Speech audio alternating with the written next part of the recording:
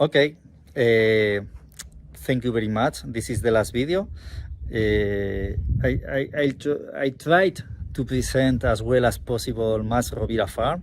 As I said to you, it's a farm with a very good production, close to 40 piglets winning per sow per year. Okay, it's not easy for me to present a farm in with videos. It's the first time I do, but I think that USIT has a great idea because it's important for you, maybe online, but visit other facilities. This is one of the best farm I can show you. We understand all these times, and maybe online is the best way to do it. Maybe in a close future we can see each others, but in this moment it's a little bit difficult. But I want to say to you that thank you very much, and if you have any doubt, because it's not easy for me present a farm, present in English and all these things, but if you have any question, please don't hesitate. It will be a pleasure for me. And if you have any question about management, about the numbers, about the vaccine programs, or about the feed strategies we are using in the farrowing facilities with the Gestalt feeders, or maybe here in the nursery facilities with the big Tuchman feeders, that we can control the transition of every feed, and we can increase the feed intake and reduce the economical impact in the nursery facilities when we are talking about feed. Don't hesitate to ask me about all the questions you have about these videos, because it's a pleasure for me, and if I can help you, okay, I am to help you. Thank you very much. Thank you very much, USIC. Thank you very much, Beringer Korea, and I hope you enjoy with these videos. Thank you very much. See you soon.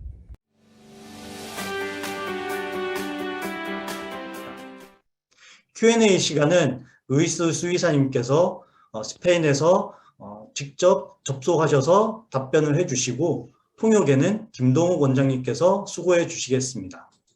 자, 그럼 첫 번째 질문부터 시작해 보도록 하겠습니다. 첫 번째 질문은 그 후보군을 위한 특별한 사료에 대한 질문입니다. 루이스 씨가 강의를 할 때 후보군을 위해서 특별한 사료를 급여한다고 하였는데요. 다른 경산돈 사료와 특별히 다른 성분이 있는지에 대한 자세한 설명을 부탁하셨습니다. 김동욱 원장님. 네, okay, Luis. Can you explain most different points from gestation sow feed and gilt feed? You said you gave a special feed for the gilt, and do you have any special component? You know better than me that the gilts are growing until the third farrow, okay? In few farms, but when it's possible, we are trying to feed our gilts in a different way. And in these farms we can do, because the gilts only stay together with the multiparous sows in the farrowing facilities. Okay, what is the main difference in the feed of the gilts and in the multiparous sows is the amino acid levels.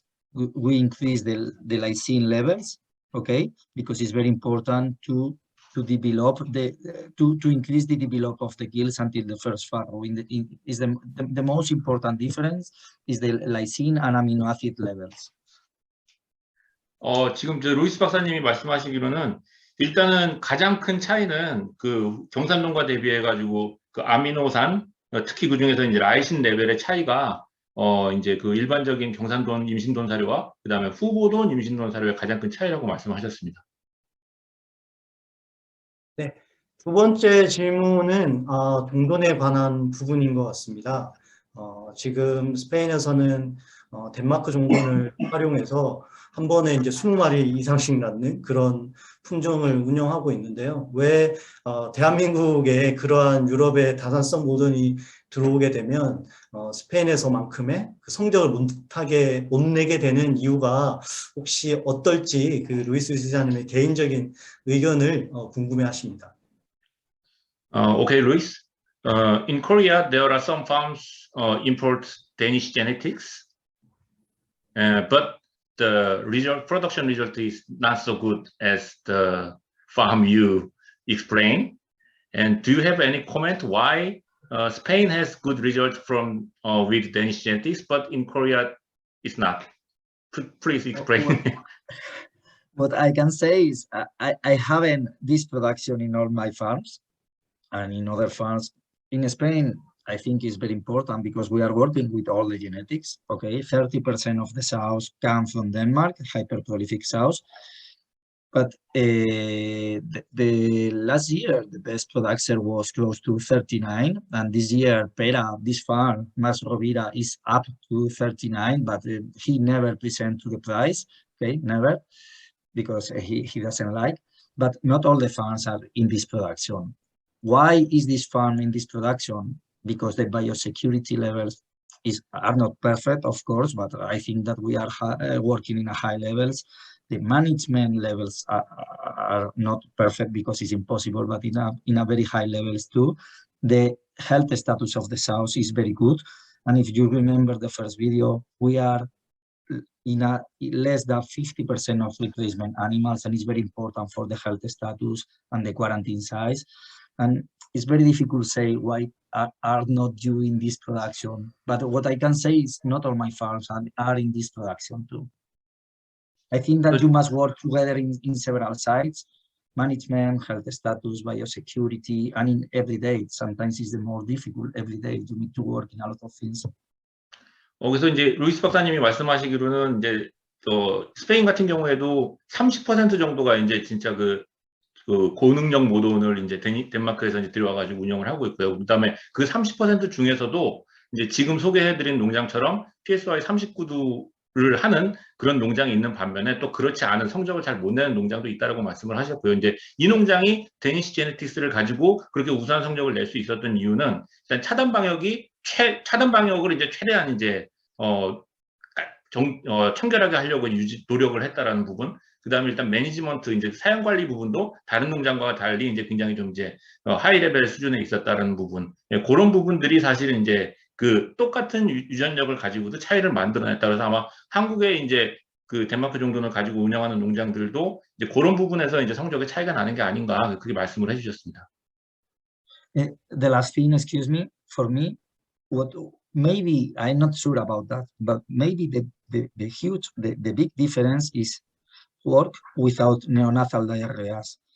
And it's very important because we are able to win more piglets, we are able to win piglets with more quality, and we are able that our sows fit better in the farrowing facilities, what is very important for the interval from weaning to estrus, and to increase the number of total body in the next cycle.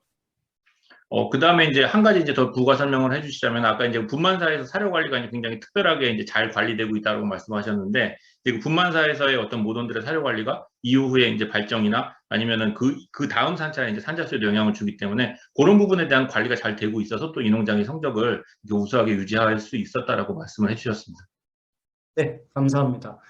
그 다음 질문으로는 그 후보돈의 경우 인공수정 후에 경산돈과 합사하지 않고 이렇게 별도로 관리하는 이유에 대해서 질문을 해주셨고요. 추가적으로 후보돈의 경우 분사방에서 임신 분사 관리를 하다가 실제로 분만사의 스톨에 들어갔을 경우에 문제를 발생하는 그런 초산돈은 없는지 이렇게 두 가지 질문을 해주셨습니다.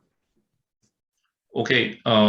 There are two different systems in gestation sow and gilt. And in case of the gilt, after insemination, they stayed as a group just before moving to the farrowing crate. But in case of the other sow, is in the stay in the gestation stall after insemination for 4 weeks, and then they move to the group. And why? Is there a difference between gilt and the gestation sow? It's an old farm and the facilities are different because this farm was growing with the last times, but the main difference for what we are working with the gilt separated from the multiparous sows is because we want to feed in a different way. Okay, we have been talking before about that, but the management is the same. Our gilts and our okay are separated, but stay in the crates from artificial insemination to day 28, and after this moment they stay in the parks, in the gilts in different facilities, but we move to the groups and stay in the parks in the welfare system, and the multiparous sows in other facilities, but with the same welfare systems. 그래서 일단 지금 설명해 주시기는 가장 이제 이렇게 그 후보돈하고 경산돈의 이제 그 차이를 두어서 이제 사용을 하는 이유는 아까도 말씀하셨던 것처럼 그러니까 후보돈과 경산 임신돈의 사료를 서로 다른 사료를 급여를 해야 했기 때문에 이제 그런 식으로 이제 다른 방식을 사용을 했다라고 이제 말씀을 해주셨고요. 그다음에 okay, the second question is in case of the guild, she has no experience of the crate, and they moved after moving to the farrowing crate. Is there any problem when they're moving restricted air? It's a very good question, but our gills stayed 3 weeks in the crate. When we detect the first hit, if you remember the videos, okay, when we detect the first hit with the boa stimulation, our animals are moving to the crates, and these animals stayed in the crate 3 weeks before the hit, before the artificial insemination, and these animals stay other 4 weeks before move to the groups. These animals stay at least 7 weeks in the crates, and it's easy for these animals to recognize the crates when we are moving to the farrowing places. 그래서 일단은 저기 교배 후에는 계속해서 이제 후보돈의 경우에 이제 그룹으로 이제 있다가 분만사로 이동을 했지만, 요 이제 박사님이 이제 설명해 주셨을 때 보면은 일단은 교배 전 후보돈 같은 경우에는 초교배 전 3주, 그러니까 발정을 확인해서 이제 교배가 들어가기 전까지 3주 동안 스톨에 있다가 교배가 끝나면 이제 군사로 가서 이제 후보돈의 경우에는 분만사 이동 전까지 있었기 때문에 그 3주의 시간이 스톨에 적응하는 이제 기간으로 보고, 그래서 이제 분만사에 들어가서 이제 스톨로 이동을 했을 때도 큰 문제는 없다라고 이제 말씀을 하셨습니다. 다음은 그 후보돈 관리에 대한 부분인데요. 그 후보돈을 순치 기간을 얼마나 가져가는지, 그리고 백신은 어떠한 백신을 사용하고 있고, 초교배 연령은 좀 어떻게 가져가는지 3가지에 대해서 질문을 해주셨습니다. 후보돈 순치 기간, 백신 프로그램, 그다음 초교배 연령. 네. Okay, this question is about the guilt management, and the first question is how long is the quarantine period after entering the farm in case of the guilt? And second question is the vaccination program of guilt. Which kind of vaccine do you use for the guilt elimination? And the third question is the age of the first insemination of the guilt in this farm. Okay. Okay. The first question is, at least our animals stay 10 weeks in the quarantine period. Okay. As I said to you, for me, we are working in the health quarantine and productive quarantine, but at least 10 weeks, we are working in the health quarantine with the vaccine program. Maybe we are using normal vaccines about Enhayo, Mycoplasma, about Pierce virus, about Aujeszki in Spain, adenovirus. And maybe the main difference with other farms, and at least is in my short Danish experience, we are working with Haemophilus parasuis vaccines. Okay, it's important for us to acclimate perfectly our gills in the farm. Okay, maybe it's the difference with other farms or with other vaccines. In a normal vaccine program, maybe it's the difference when I introduce in the most of the cases Haemophilus parasuis vaccines. Okay, vaccine and vaccine, all the gills during the quarantine period, that at least 10 weeks.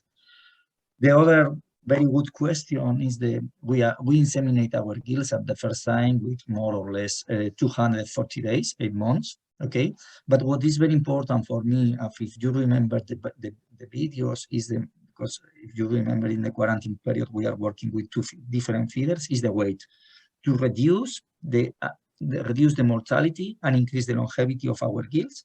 Is inseminate our animals with 150 kilos, no more than 170 kilos, to avoid Lamennais problems. Excuse me, because maybe it's a lot of information. If you need my help, excuse me. 그래서 그 첫 번째 이제 순치 기간은 10주 말씀하셨고요. 그다음에 이제 백신 프로그램 같은 경우에는 이제 뭐 마이코플라즈마, PRRS, 그다음에 이제 스페인 같은 경우에는 오제스키 말씀하셨고, 그다음에 이제 글래서 백신이 굉장히 중요하다라고 말씀을 하셨습니다. 그래서 후보돈 백신에 이제 글래서 이제 헤모필로스 파라스루이스 백신이 들어가는 게 이제 굉장히 중요하게 생각하고 계신다라고 말씀을 하셨고요.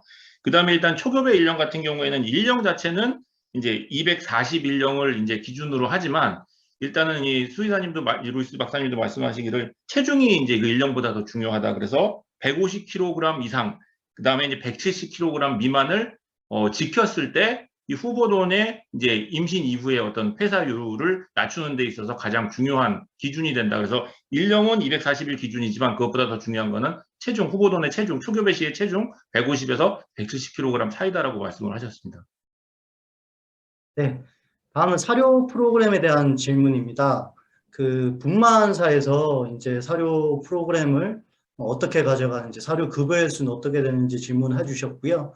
마찬가지로 임신돈 사료 프로그램에 대해서 질문을 하셨는데, 사실 그 군사 사육을 하다 보면 이제 개체 관리가 사실상 어렵게 되는데 어떠한 형태로 임신돈에서의 사료 프로그램을 하시는지에 대한 질문입니다. Okay, there is the question about feeding curve of sow. Feeding curve. Yeah, the first question is about the feeding curve of gestation sows, and the second question is the feeding curve of the lactation sow. Please explain. Okay, it's a difficult answer. Okay, but what we are doing in Spain with our feeds and the quality of our feeds is in the first month of gestation, we feed our sows depending the body condition. Okay, sometimes we administrate more than 3 kilos. If it's a skinny sow, it's a normal sow in Spain with our feeds. A normal sow feeds 2.7 kilos. A fatty sow maybe 2.2, 2.3. Okay, in the first month, you need to recuperate the body condition. During day 28 until day 90, we stayed we are in a normal feed. We don't increase the feed intake because our sows doesn't need feed, because if you administrate more feed, you produce fat in the udders, okay, and you haven't milk in the lactation period. And in the last month, maybe you can find a lot of studies don't increase the feed intake because it's not necessary to increase the weight of the newborn piglets. But in hyperprolific sows, is my experience, and it's a subjective tool. I can talk about scientific studies, but in my experience in the farms, when we are talking about hyperprolific sows, I increase 200, 300 grams to avoid catabolism of the sows before the farrow. Okay. 그래서 일단 임신돈 사료 같은 경우에는 일단은 그 교배하고 나서 초기 이제 4주간은 이제 BCS에 따라서 급여를 하신다고 하셨고요.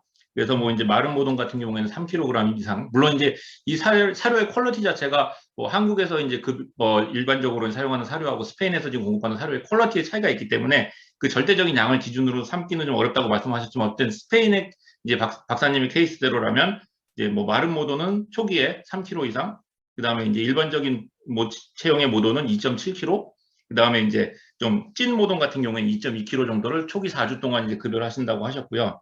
그 다음에 이제 그 이후에 이제 그 91년까지는 사료량을 이제 늘리지 않는다. 그러니까 아마 그 정상적인 그 체형이 잡힌다고 이제 판단을 하시면 이제 그 이후에는 이제 사료를 증량하지 않는다라고 이제 말씀하셨는데, 그 이유는 이때 사료가 과하게 되면 결국에는 이제 그 포유할 때 젖에 이제 기름이 익힌다라고 이제 이렇게 표현을 하셨는데, 그렇기 때문에 이제 포유의 유질에 이제 영향을 주기 때문에 이 시기에 이제 사료를 증량하지 않는다라고 하셨고, 그다음에 이제 말기에도 사실은 일반적인 패턴에서는 스페인에서는 증량을 거의 하지 않는다라고 하셨는데, 박사님 같은 경우에는 뭐 이제 경우에 따라서 모돈들 같은 경우에 자기의 이제 경험은 일반적으로는 이때도 이제 증량하는 것을 권하지 않지만 스페인에서 200에서 300g 정도를 모돈이 필요하다면 증량을 하기도 한다라고 이제 말씀을 하셨습니다.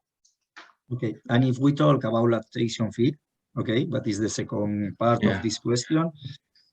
What I try in my farms is feed at least 3 times before the farrow, to reduce the length of the farrow and reduce the number of stillborns.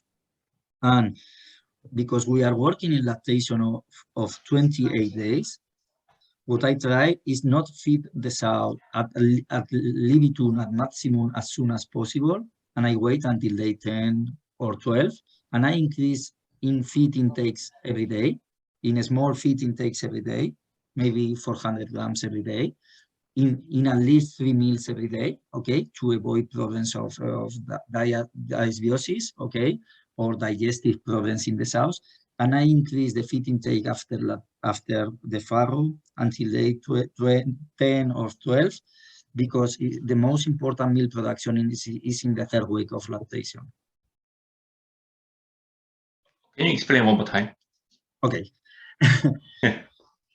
When we are talking about lactation, okay, I feed my sows 3 times before the farrow to try to reduce the number of stillborns, to try to reduce the length of the farrow. And after the farrow, I increase in small feed intakes, but I increase every day, okay? But I increase in a few amount of feed every day until day 10 or 12. 그래서 일단 그 분만사에서는 분만을 하고 나면 이제 하루에 3회 급여를 하고요. 그래서 분만하고 나서 한 초기 한 10일에서 12일까지는 매일 이제 사료를 증량을 해 주신다고 합니다. 그래서 400g 정도 하루에 이제 사료를 계속해서 이제 올려 주신다고 하고요. Another very important thing is almost impossible to keep the same feed intake in gills and multiparous sows, okay? Because if you are trying to keep this feed intake in gills, maybe you have a problem.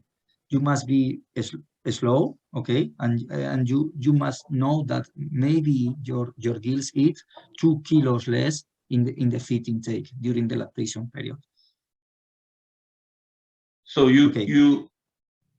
what I try, for example, if my multiparous sows eat 9 kilos after day 10 or 12, my gills are in 7, because it's almost impossible to keep the same feed intake. And sometimes we observe problems in the farms because the people try to feed at the same way, gills and multiparous sows.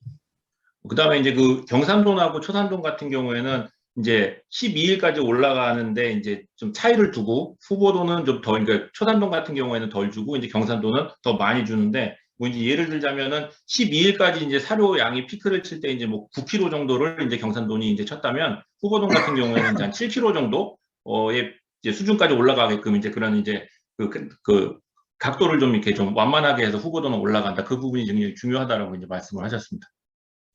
네, 아마 마지막 질문이 될 것 같습니다. 가장 어려운 부분이라고 생각되어지는데요. 이제 총산이 이제 뭐 PSY가 거의 40도에 육박하는 그런 번식 성적을 나타내게 되면 필연적으로 이제 생시 자돈의 체중이 떨어지고, 또 그로 인해서 이유전 폐사율이나 이유하고 나서 폐사율도 높아질 수밖에 없는 것들을 이제 다산스 모돈이 도입되고 나서 국내에서도 겪게 되는데요. 지금 루이스 박사님께서 말씀하신 농장에서는 이러한 높은 번식 성적이 그러니까 생시자돈의 체중에는 영향을 미치지 않는지, 그리고 지금 영상에서는 사실은 그런 저체중 자돈, 포유 자돈 이런 것들이 그렇게 많이 눈에 띄지 않았는데, 혹시 그런 특별한 관리가 있는지 그 부분에 대한 질문을 많이들 해주셨습니다.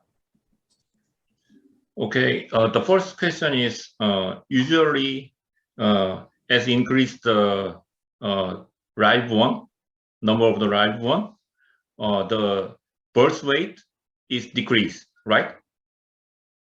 Excuse me?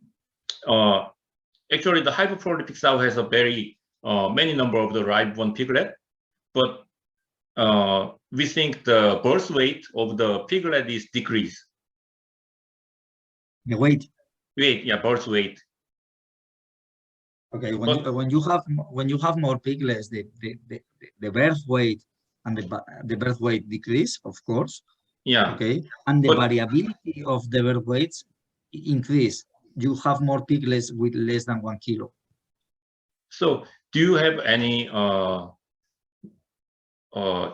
way to solve that problem? Because the small piglet has usually weak, but you have any suggestion for the Yes, I understand you. I have a protocol for the weak or small piglets, okay? And what I do with the small piglets is what I do, of course, is in the farm, is I administrate high energetic products or colostrum, okay? And what if I administrate colostrum, you must administrate at least three times in the first day, 20 millimeters, 20 milliliters, and 20 milliliters. But in the farms, it's easier to administrate a high energetic product, okay? And what I do with these smaller piglets is I introduce in the heat system. First of all, I give the product or the colostrum, okay? And the second point is I introduce in the heat system, because the smaller piglets don't drink colostrum and they are losing temperature. And the main cause of mortality is because they are losing temperature and they are in hypothermia, okay? And the product and the heat system. And after 30 or 45 minutes, I remove these smaller piglets from the heat system and I put with the sow to start with the right colostrum intake. Is the management to try to reduce the mortality in the smaller piglets. 그래서 일단은 그 저체중 자돈을 최대한 이제 건강하게 키워내기 위한 방법은 사실은 뭐 이제 다른 데서도 많이 말씀을 하시지만 저는 초유 섭취를 일단은 확실하게 해주는 거. 그래서 최소 1회 섭취량 20ml씩 분만 당일에 3회 이상 이제 섭취가 가능하도록 이제 초유 섭취 관리를 해주는 게 이제 첫 번째 키포인트라고 말씀을 하셨고요. 그다음에 이제 두 번째는 이제 온도 관리. 그래서 이제 그 따뜻한 이제 그 보온 구역을 설정을 해놓고 일단은 그 제대로 이제 그 체온 관리가 안 되는 애들 아니면은 초유를 이제 충분하게 섭취하지 못하는 자돈들 같은 경우에는 대부분이 저체온증으로 이제 폐사에 이르기 때문에 그 35분에서 40분 정도의 그 어떤 그 고온이 유지되는 보온 구역에서 충분하게 체온을 회복하는 그런 관리가 이제 두 번째로 이제 이루어져야만 이제 그 저체중 자돈이 충분하게 이제 살아 올라올 수 있는 이제 그런 포인트다라고 생각하신다라고 이제 박사님께서 말씀을 해주셨습니다. 저기 Luis, can you open chat box because there is a question, last question written in English. Can you check it in chat box? Okay. A Q&A box. Thanks. Yeah. Thanks. There are Okay. several questions written in English, and can you answer? Okay. For Thank that? you very much for the first sentence. Thank you very much. And how many employees do you have in this? In the most of the cases, we are working with one person for 250 sows. Okay. Every day sometimes is more difficult because we are working less hours in the farm, and sometimes we need more people in the farms. But the average is 1 people 200 sows today in Spain. Okay. The second. Okay. What is the average body weight? We need translation. Okay. Yeah. Okay, for the first meeting is, as I said to you, is 150 kilos. It's from 140 to 160. But in our case, we avoid very fatty gills, okay, with more than 170 kilos, because there are a lot of studies talking about the elimination of these gills. In the most of the cases, this elimination is related with lamines, okay? And it's very important for us maintain the percentage of replacement gills. It's very important because today we can send sows to the slaughterhouse in an easy way. And if we have problems, sometimes we need to euthanasia and we increase the mortality. Do you want to translate or I follow with the, oh, excuse me. 그래서 일단은 그 첫 번째 그 질문, 그러니까 덴마크에서는 몇 명의 인원으로 이제 농장을 보통 관리하느냐라고 물어보셨는데, 모든 250수당 1명 정도의 이제 비율로 직원이 이제 유지가 되고 있다. 그게 평균적으로 그렇게 관리가 되고 있다라고 말씀을 하셨고요. 그다음에 두 번째 질문 같은 경우에는 초급의 뭐 이제 그 체중은 아까 이제 말씀하셨던 것처럼 150에서 170kg 정도의 이제 초급배를 한다라고 말씀을 하셨고요. 그다음에 이 세 번째 질문. Okay, please answer the third question. The second question. Okay. The third question, number 3. Yeah. Number 3. Okay. Yeah. The average parity of our sows in the most of the cases is 3.7, 3.8. Okay. Yeah. And 그래서 일단 you have maximum parity for using. In the most of the cases, the 8th farrow is the last one, and we send to the slaughterhouse. And any formal management rule for parity, if our sows are working perfectly, we maintain until the 8th farrow. But of course, we have protocols to eliminate animals after every farrow, depends of the productivity, depends of the lamines quality, depends if these animals win a very short number of piglets. We have several protocols to eliminate sows, of course. 그래서 일단은 그 농장의 일반적인 평균 산차는 3.74에서 3.83 정도로 관리를 하시고요. 그다음에 이제 최고산, 최고 이제 그 노령 모종 같은 경우는 이제 박사님은 이제 8산 정도로 보고 그 이후는 이제 도태를 시키신다라고 말씀을 하셨고요. 그다음에 이제 뭐 이제 도태를 하는 이제 뭐 이제 기준 같은 경우에는 뭐 이제 그 이후 당시에 이제 그 생산 성적을 그 기준으로 해서 여러 가지 이제 지표가 있겠지만 뭐 이후두수 그다음에 뭐 실산 뭐 이제 이런 여러 가지 이제 기준들을 바탕으로 해서 이제 이후 시점에서 이제 일반적으로 도태할지 아니면 계속 갈지를 결정을 한다라고 말씀을 하셨습니다. How do you manage colostrum feeding and ways or ideas to give piglets enough colostrum? Okay, manage colostrum feeding is, for me, as I said to you, is very important. Reduce neonatal diarrheas. We have protocols to work in the farm, starting with the cleaning and disinfection, starting or following with the cleaning of the sows, with a lot of things, environmental conditions. The colostrum is very important. The piglets must stay with their own mothers 24 hours. It's very important because, as I said to you before, we have more piglets, we have more variability, and if we reduce the time that the piglets stay with their own mother, we reduce the colostrum intake when we are talking about immunity, okay? Ideas, as I showed you in the video, we are working with the spring nursing, and we separate the bigger piglets during 1.5 hours to stimulate the colostrum intake by the smaller ones.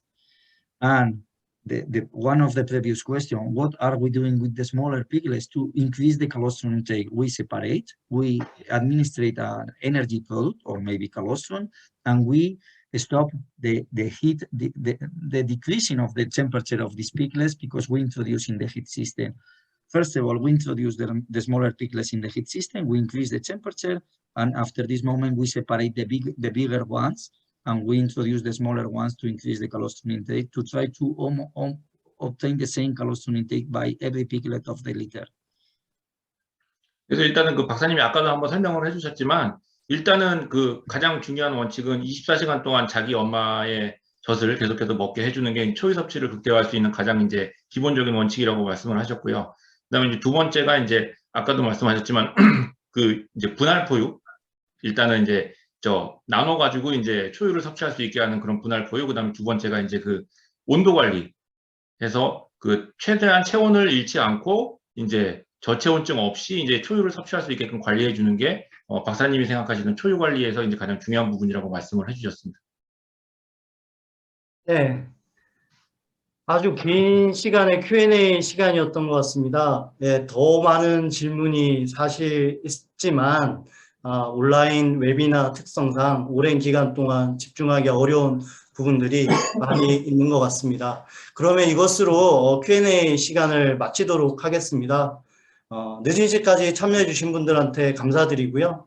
오늘 거의 150여 분께서 웨비나에 참가해 주셨고 이 늦은 Q&A 시간까지 거의 130여 분께서 이 시간까지 지켜주셨습니다. 너무 감사드리고 이것으로 1일차 교육을 마치도록 하겠습니다. 바쁘신 와중에도 참석해 주신 분들께 다시 한번 진심으로 감사드립니다. 그럼 이것으로 마치도록 하겠습니다. 감사합니다.